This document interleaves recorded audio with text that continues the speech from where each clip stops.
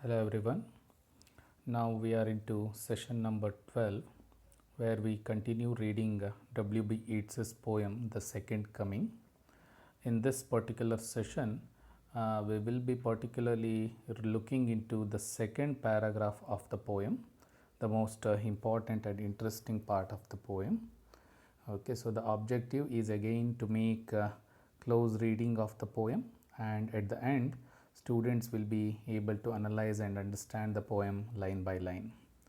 To recapitulate or to revise what we learnt in the last session about the first paragraph of the poem, where the speaker in the poem appears to be prophetic, and he tells that something wrong is happening in the very beginning of the 20th century.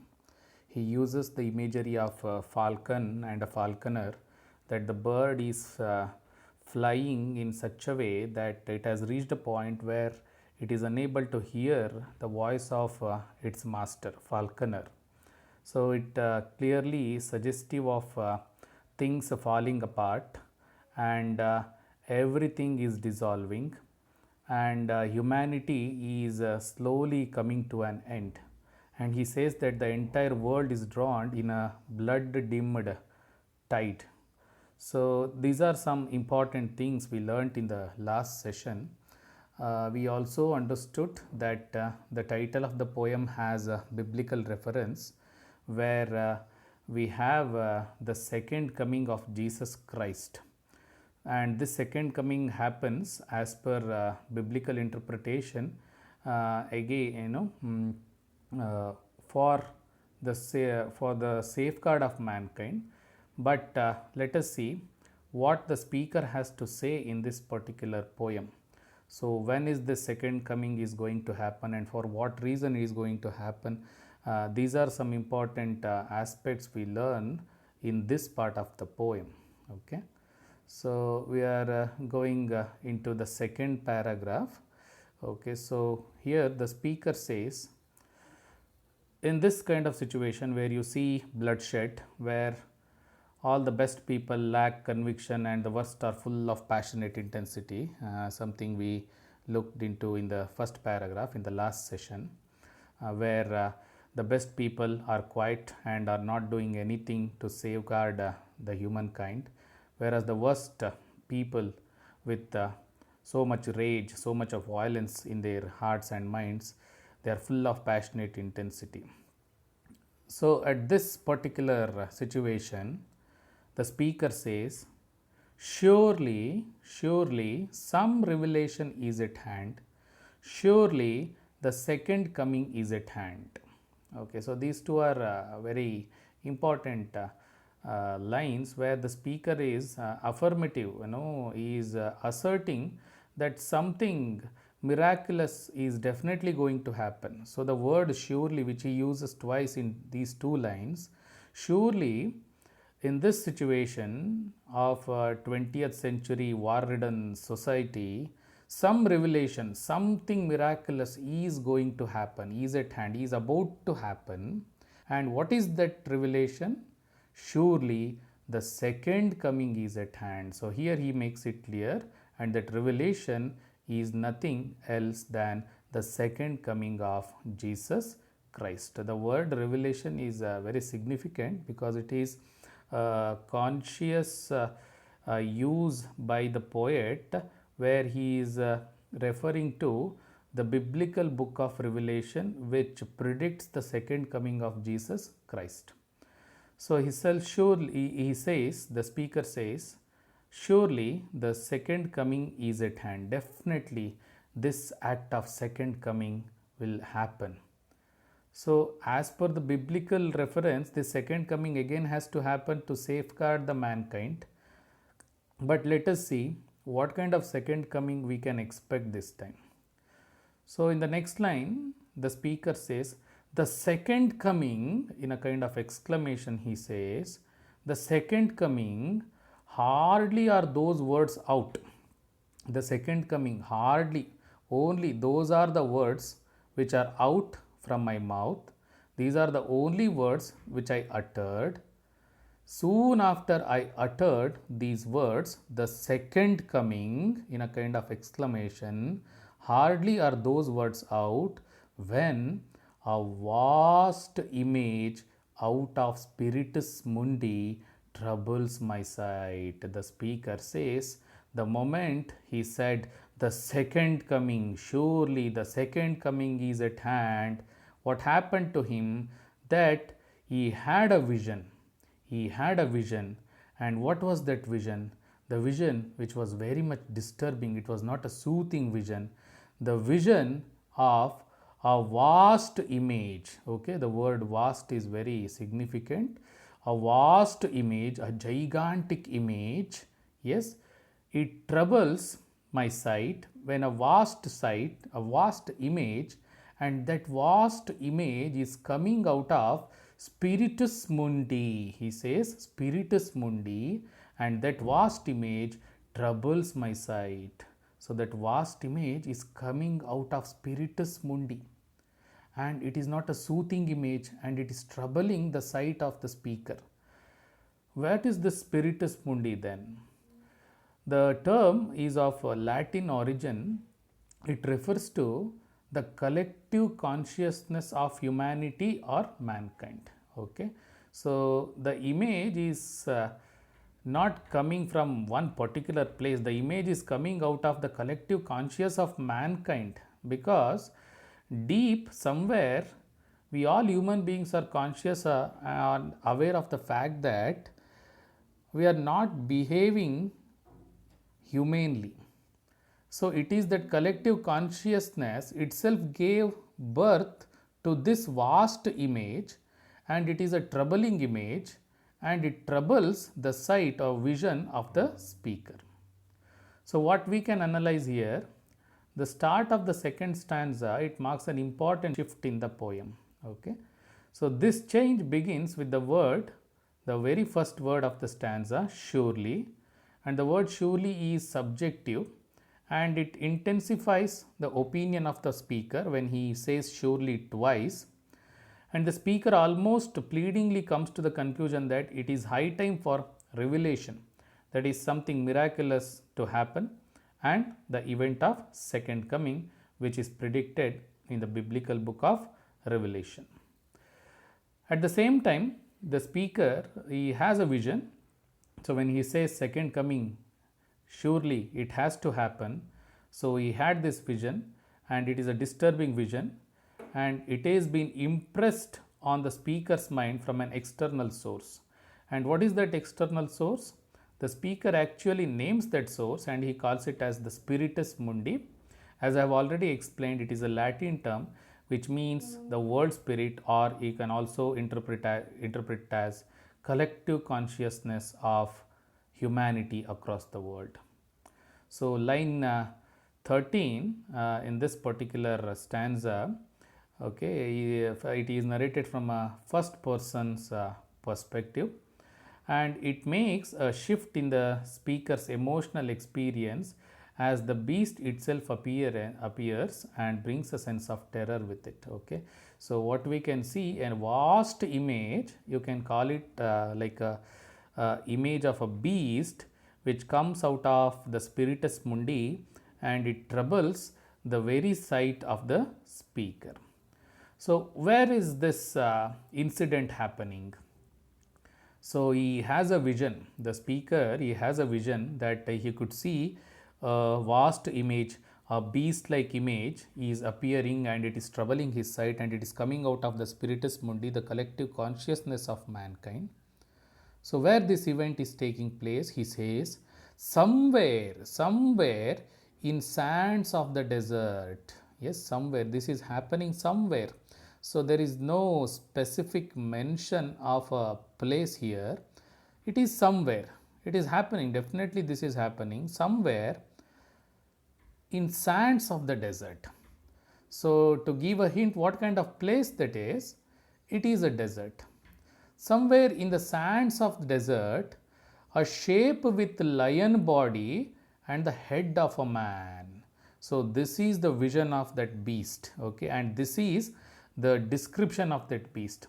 And where is this beast appearing? Somewhere in sands of the desert. Okay, the word desert is significant because desert is associated with certain connotations such as you know unfertile, barren, yes, abandoned land, okay, lifeless, life taking. So all these connotations are associated with the word desert. So this beast like creature, this image, it also appears somewhere in the sands of the desert. And what kind of shape it has? This is very significant. What kind of shape it has got? This is very unusual, unimaginable maybe, and it is a shape with lion body and the head of a man. It is very terrible sight for a human being to witness, because that vast shape, okay, huge gigantic shape, it has got a lion's body and the head of a man. Very important, lion's body and the head of a man. What does it indicate? So when we say an image which is of a lion's body and the head of a man, what you can do, that you can make some research and find out about Egyptian conception of Sphinx. Okay, here Yates is particularly referring to that image, Egyptian Sphinx, where we have vast man-made constructions of a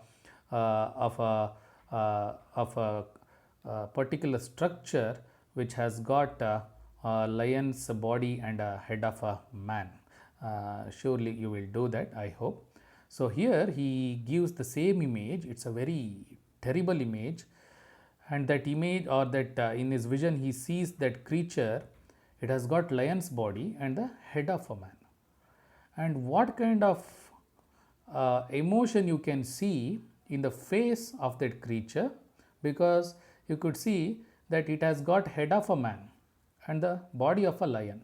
So if you want to understand the kind of emotion or the kind of expression in the face of that creature, it is just a gaze blank and pitiless as the sun.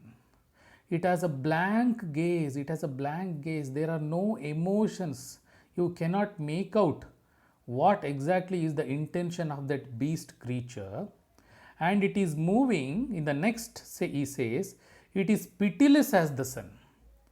You can also understand that this creature is pitiless. There is no pity. You can see that it is pitiless, it is merciless, like sun, like crouching sun, yes, who can destroy anything.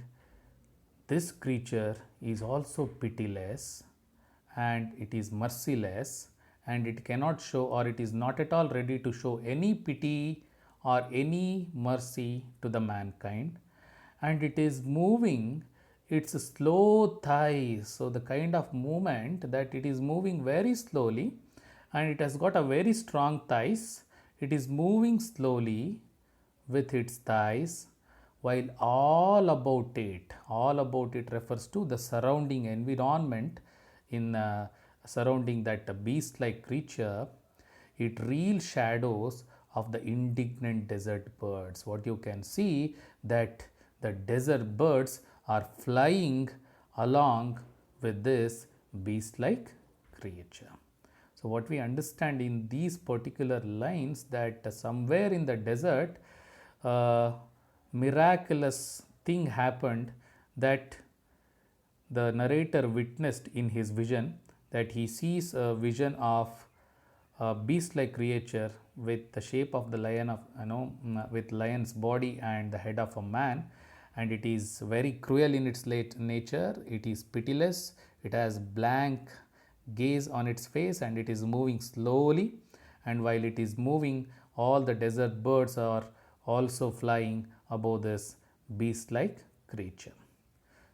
So to analyze these lines again, what the speaker is describing here is the vision that arrived from the Spiritus Mundi, and the location where it exactly happens, it is a non-specific desert somewhere, that is what he says.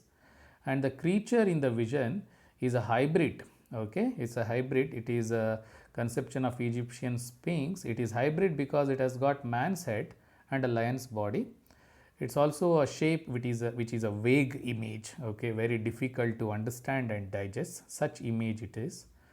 And the poem does not name the beast, okay, what exactly this beast is.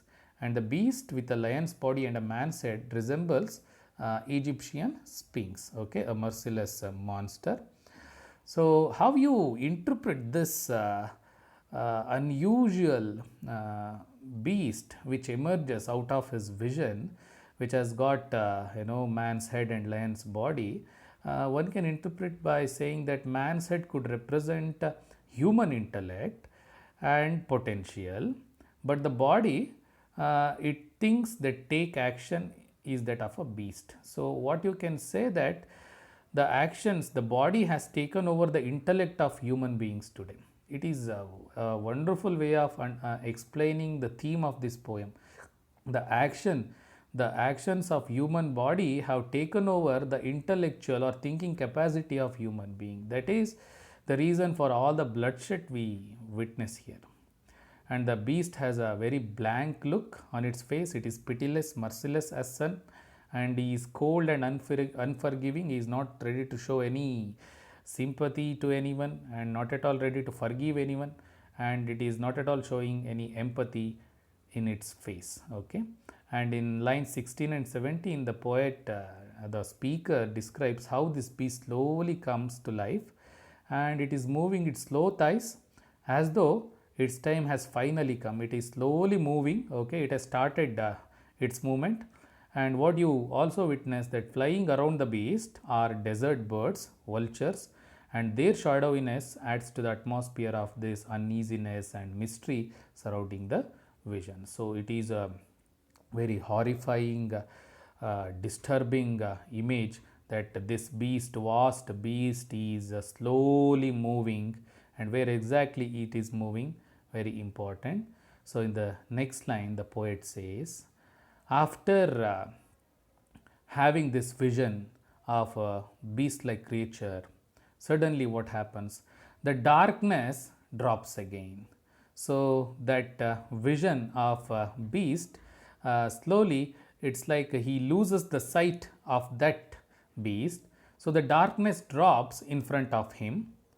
But now I know, now I know. So he is assertive again. Now I definitely know that the 20 centuries of stony sleep were vexed to nightmare by a rocking cradle. Yes, these two are very important lines, for the sense that in these two lines we become aware of exactly what particular historical period the poet is talking about. Okay, he says that once the darkness drops, and now he realizes, he is clear that the 20 centuries of stony sleep. Okay, so it has been 20 centuries since the first coming of Jesus Christ has happened.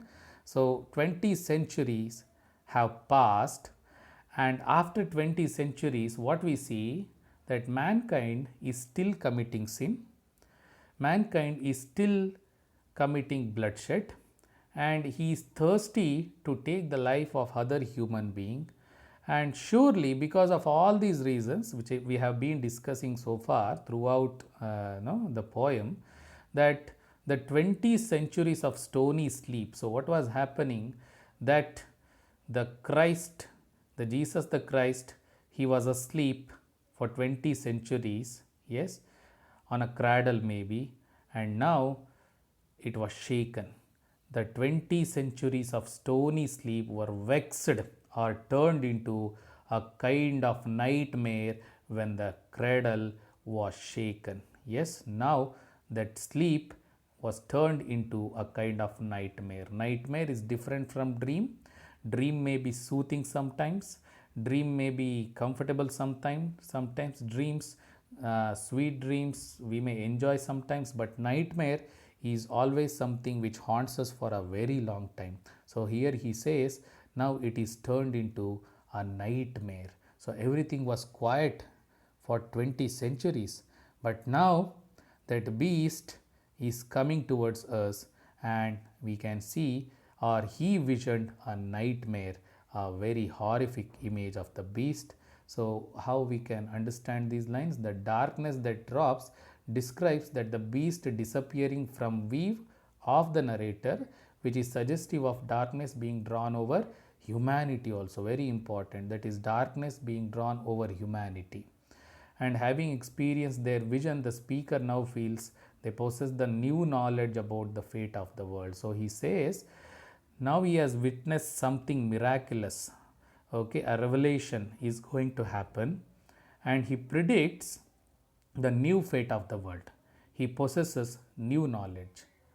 And in the line number 19, the poem more explicitly ties itself to the 20th century, as I have already explained, with the phrase 20 centuries of stony sleep, clearly alluding to the calendar system that starts with the year of Christ's birth. But now, this sleep has been irreversibly disturbed, vexed into a nightmare that is some force has angered. And the poem essentially becomes a prophecy at this point. For example, the poem could be read as a prediction of Second World War. Yes, so because this bloodshed is not going to end, it would lead to some more inhuman activities such as Second World War, or so many other things which we witnessed, or which we have been witnessing in 21st century, like climate change, yes, modern bio warfare. All these things we can see or interpret in these particular lines. So finally, the speaker says, and what rough beast, its hour come round at last. And what rough beast it is, the vision he had of that rough beast. Yes, beast like creature, merciless creature with the lion's face and a human body. Its hour has finally come. Finally, it will arrive, and it is slouching, or it is moving towards Bethlehem to be born. So he poses a question at the end again, the speaker, that this creature is moving slowly towards Bethlehem. So we have a reference of this place Bethlehem, as you all know that this is the birthplace of Jesus Christ. So now this creature is also moving towards Bethlehem to take its birth, but this beast is not a Christ like image. Now it is antichrist image. Now this is very important. An antichrist image is going to be born. So it is also moving slowly towards Bethlehem, and when it is going to be born, that is the question, or whether it is going to be born, that is also a question, or after its birth, what exactly is going to happen, and what this creature is going to do with the mankind, and what will happen when the second coming happens, whether this second coming is for, or is to safeguard the mankind, or it has a hope of doing something good to the mankind, or rather this second coming is for the destruction of the entire mankind, because it is something deserved by this modern world. So in the poem's final lines, as you can see, that the rough beast has been waiting a long time, and it is now awake, and all this amounts to a kind of perversion of a Christian second coming, and it is clear that its prediction of future is purely ambiguous. As I have explained in the last line, you have a question deliberately imposed upon the reader by the poet, because what is going to happen with the future is deeply ambiguous. No one is sure, and the poem ends on deeply unsettling questions. What is this beast which slouches towards Bethlehem to be born? What is this beast? What are its intentions? What is going to happen with the fate of mankind? So all these unsettling, unanswered questions are posed in front of the readers, and the beast is moving towards Bethlehem to replace or to stay in a place of Jesus, signaling the end of Christian values and ways of life and the birth of anti-Christian values. So the 20th century is a significant period, according to the poet, where we see the end of Christian values. And who is responsible for it? The mankind. So the poem suggests that mankind does not get the second coming it is hoping for, because the mankind is hoping for the second coming of Jesus Christ. Again he will come and he will have his revelation and he will resurrect and he will safeguard the mankind. But it is different. This rough beast is coming for a very fateful future of mankind, something it deserves. So this is how we can analyze this poem, The Second Coming by W.B. Yeats. So there are two important symbols which one can see throughout the poem. The first one is that of a falcon. As I have already explained, the falcon, W.B. Yeats places the falcon front and center in the opening lines to represent humanity's control over the world. The fact that falcon cannot hear its master symbolizes a loss of that control. Okay, falcon has reached a point where it is unable to hear the voice of its master. So everything is losing its control. So something reversible is happening here. And the symbol of the beast in lines 11 to 18, what you can see, the speaker has a vision the beast with its animal body and human head. Perhaps this beast says about nightmare to come, something very destructive thing which is going to happen. And the human head has a gaze that lack empathy, suggesting that the beast is ready to kill. This is very significant. And this beast which is coming for the second time, is not a Christ-like figure with mercy, with the feelings of forgiveness, but this beast is pitiless, has no empathy, and it has a blank face, and it is ready to kill. I hope you are able to understand the poem. So I still suggest you to go through the poems line by line, and maybe you can add up some more of your understanding to interpret this poem in a better way. Thank you.